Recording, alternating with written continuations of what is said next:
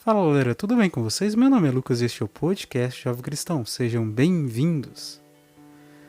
Bom, no episódio de hoje vamos dar continuidade à nossa minissérie sobre as obras de misericórdia, para ajudar a gente a refletir e nos tornarmos pessoas melhores nesse tempo de reflexão que é a Quaresma. Bora lá então? Hoje nós vamos falar sobre consolar, aliviar o sofrimento dos aflitos. O nosso Senhor Jesus Cristo, ele nos deu, muitos exemplos de consolação. Isso diz o padre Reginaldo Manzotti no seu artigo sobre as obras de misericórdias espirituais. E ele coloca assim, que a gente deve lembrar do empenho que Jesus teve, para consolar Marta e Maria na morte de Lázaro. Isso está em João, capítulo 11, versículo 19. Paulo, fiel apóstolo de Jesus, começa sua segunda carta aos Coríntios dizendo: Bendito seja Deus, o Pai de nosso Senhor Jesus Cristo, o Pai das misericórdias, Deus de toda a consolação, que nos conforta em todas as nossas tribulações, para que, pela consolação com que nós mesmos somos consolados por Deus, possamos consolar os que estão em qualquer angústia. Segunda carta aos Coríntios, capítulo 1, versículo 3 ao 4.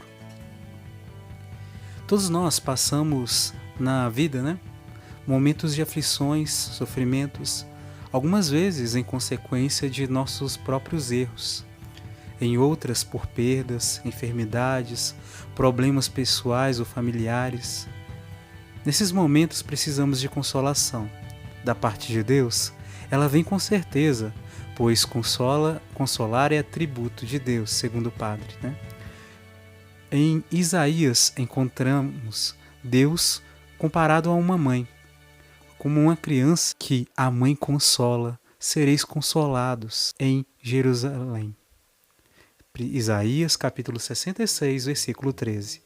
Mas aliviar, diminuir dor ou sofrimento moral e espiritual deve acontecer também da parte dos irmãos. Como recomenda São Paulo em 1 Tessalonicenses capítulo 5, versículo 11. Consolai-vos mutuamente e edificai-vos uns aos outros. Porém, o mundo está cada vez marcado, povoado, E as pessoas vêm e vão, trombando umas nas outras, nas ruas, em todos os lugares, Mas quase ninguém se conhece, muito menos partilham suas experiências. Solitários, em meio à multidão, pouco falamos de nossos sentimentos e menos ainda ouvimos os dos outros. Não há tempo, não queremos arrumar tempo, pois ouvir compromete. E puxando gancho nessas palavras do padre, a gente pode pensar no seguinte sentido. É muito doido esse negócio do mundo, que a gente aprende a não dar ouvidos aos nossos sentimentos. É bem estranho isso, porque se a gente expõe nossos sentimentos para as outras pessoas perto da gente, a gente é visto como fraco. Ao longo da nossa história, a gente vê principalmente isso com os homens, que a gente não pode falar dos nossos sentimentos. Se a gente está triste, a gente não pode expressar muito isso. Isso é uma raiz antiga até mesmo, Tem muitos movimentos que dizem, que a gente tem que dar ouvidos aos sentimentos, tem que se expor, pode chorar, mas ainda existe essa raiz ainda, muito forte dentro da gente. A gente não deve se expor, E outra coisa que acaba contribuindo para isso, a gente pode até pensar, é a correria basicamente do dia a dia, a gente fica o dia inteiro, seja pelas notícias, ou seja pelas informações que a gente vê na internet, é tudo cada vez mais rápido, os vídeos têm que ser curtos, o nosso dia a dia a gente tem que produzir muita coisa em pouco tempo, porque se a gente deixar para depois, a gente se atrasa, e no atraso a gente vai tomar prejuízo. O mundo está todo uma correria grande, né?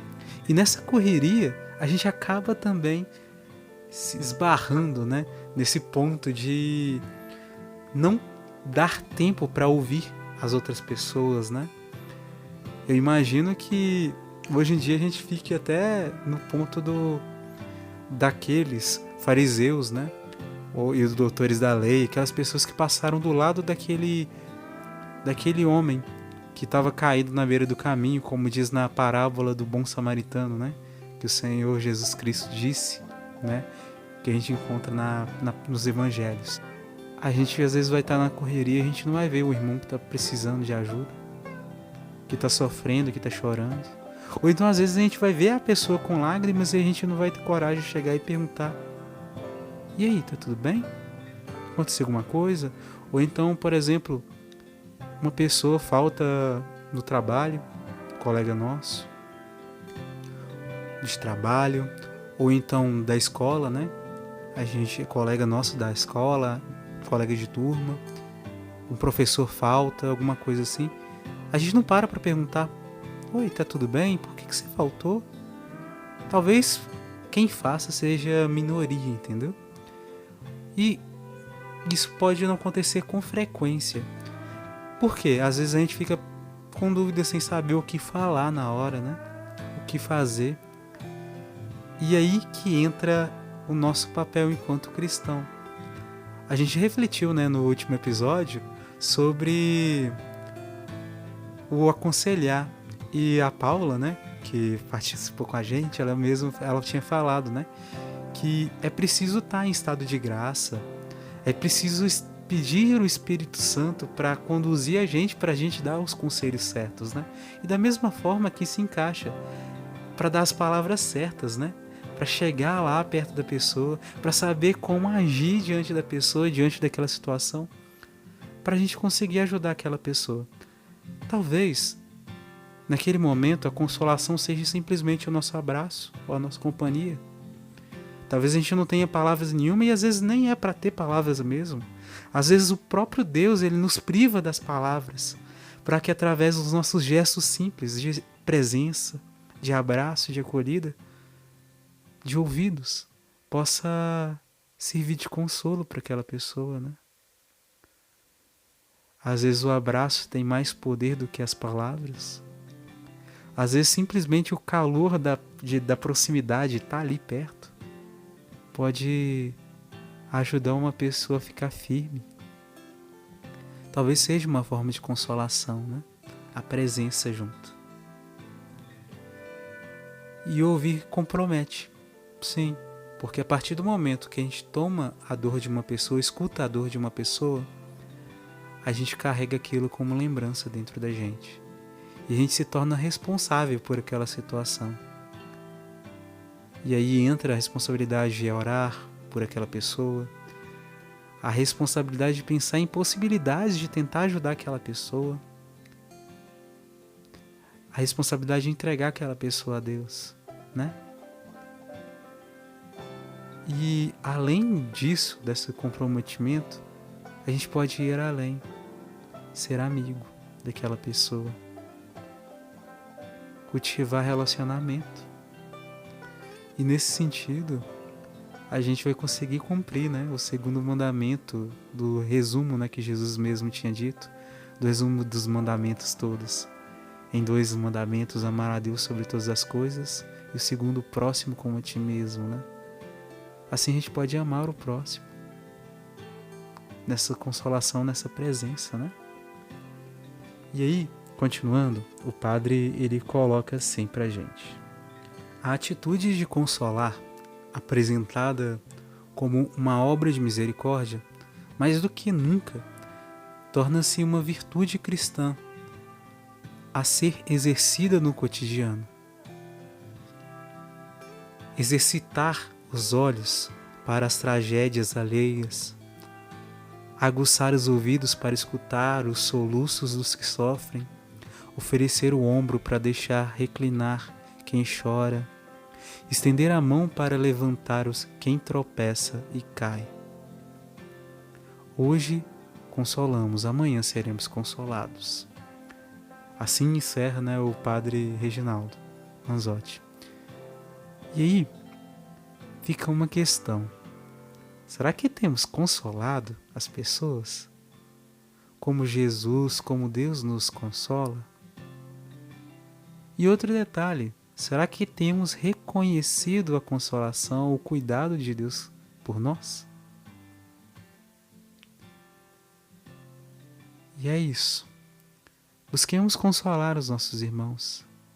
Busquemos aproveitar as oportunidades que Deus nos dá para a gente amar, cuidar.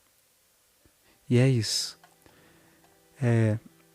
Se você puder, na plataforma onde que você acompanha o nosso podcast, se você tiver a oportunidade de se inscrever, eu convido a você se inscrever no episódio, no nosso podcast, para assim você conseguir acompanhar os próximos lançamentos de episódio. Se você tiver amigos, você sentir no teu coração que vale a pena compartilhar esses episódios, compartilhe. Assim você ajuda a gente a levar a palavra de Deus a mais pessoas, entendeu? E é isso. Que Deus abençoe muito todos vocês e a gente se vê no próximo episódio. Até mais!